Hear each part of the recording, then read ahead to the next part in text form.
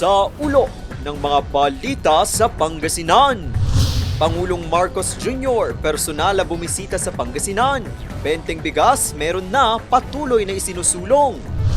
50 PDL sa Pangasinan sumailalim sa basic nail care at carpentry skills. Pagharap sa mga hamon ng climate change at mga sakuna, mas pinaghahandaan sa Pangasinan. At social pension payout sa Binalonan, pinangunahan ni Representative Ramon Monjinquico Jr. Unang ratsyada! Personal na bumisita sa lalawigan ng Pangasinan si Pangulong Ferdinand Bongbong Marcos Jr. upang pangunahan ang pag-inspeksyon sa Sual Fish Port Complex at ilunsad ang programang Benteng Bigas meron na para sa mga mamamayan ng lalawigan. Kasama ng Pangulo sa pagbisita sina Department of Agriculture Secretary Francisco Pichu Laurel Jr., Philippine Fisheries Development Authority General Manager Glenn Pangapalan at iba pang mga opisyal ng pamahalaan.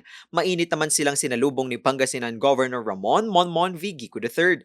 Layunin ng pagbisita na tiyakin ang patuloy na pagpapabuti ng mga pasilidad na sumusuporta sa sektor ng pangisdaan at palakasin ang mga programang makatutulong sa kabuhayan ng mga mangingisda.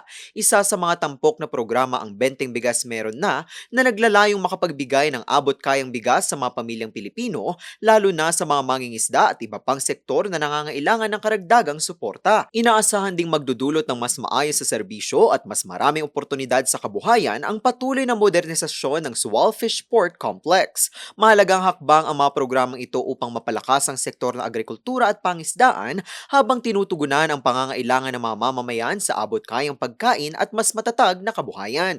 Isa rin ito sa mga pangunahing advokasya ni Governor Gico III para sa mga kababayan. Kaya nga patuloy ang pagsusulong niya ng mga programa at proyekto para sa naturang sektor. Dahil pag mausbong ang agrikultura, mausbong din ang kinabukasan at buhay ng mga Pangasinense.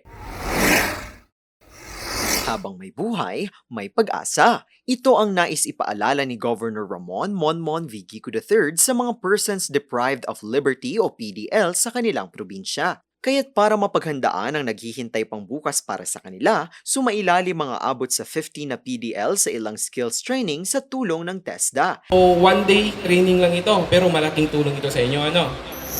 At meron pa kayong free starter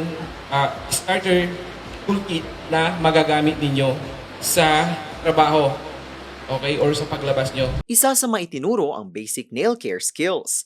It's a big help kasi katulad namin mga PDL, pag lumaya kami, pwede namin itong maging panimulang negosyo, 'di ba? Pagkakitaan ng pera. Itinuro rin sa mga PDL ang iba't ibang carpentry skills gaya ng occupational health and safety sa pagkakarpintero at preventive maintenance sa mga kagamitan. Napakarami po namin natutunan dito sa basic carpentry repair, tulad na lamang po ng tamang paggamit ng mga protective equipments, tamang paggamit ng mga carpentry tools, at saka kung paano po magsukat. Yun po.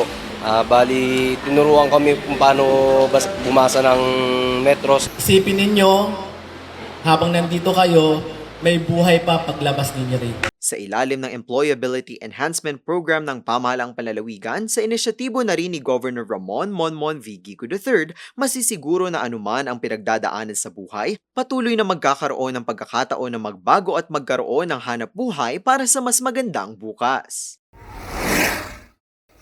Bilang bahagi ng pagdiriwang ng National Disaster Resilience Month 2026, inilunsad sa Pangasinan ng Environmental Resilience Lecture Series, isang programa na naglalayong palawakin ang pag-unawa sa mga isyong pangkalikasan at isulong ang mga makabagong solusyon para sa mas ligtas at mas matatag na komunidad. Sa unang sesyon, tinalakay ang kasaysayan ng mga pagbaha sa Pangasinan at ang mahalagang aral mula sa mga nagdaang kalamidad. Binigyang diin din ang kahalagahan ng paggamit ng siyensya, pananaliksik at mga datos bilang batayan sa pagbuo ng mga polisiya at programang tutugon sa mga suliraning pangkapaligiran.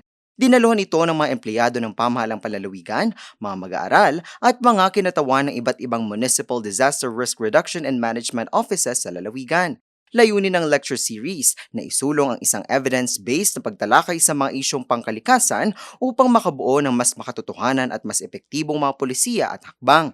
Inaasahan ding masusundan pa ito ng iba pang mga talakayan na magbibigay ng mas malalim na pag-unawa sa iba't ibang usaping may kaugnayan sa kapaligiran at disaster resilience. Sa pamamagitan ng sama-samang pagkilos, patuloy na isinusulong ni Governor Ramon Monmon Vigico III ang mga programa tungo sa isang mas ligtas at mas matatag na Pangasinan. Nakatanggap ng tulong pinansyal ang mga indigent senior citizens ng bayan ng Binalonan sa isinagawang Social Pension Payout, isang programang naglalayong suportahan ang kanilang pang-araw-araw na pangangailangan. Pinangunahan ni Pangasinan 5th District Representative Ramon Monchingico Jr. ang aktibidad kung saan personal niyang nakasalamuha at nakamusta ang mga benepisyaryo.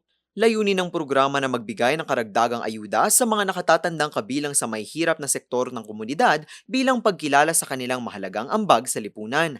Nagpahayag ng pasasalamat ang mga senior citizens sa patuloy na paghahatid ng programang nakatutulong sa kanilang kabuhayan at pang-araw-araw na gastusin. Ayon kay Representative Gico Jr., bahagi ang social pension program ng patuloy na pagsisikap ng pamahalaan na mapangalagaan ang kapakanan ng mga nakatatanda sa komunidad.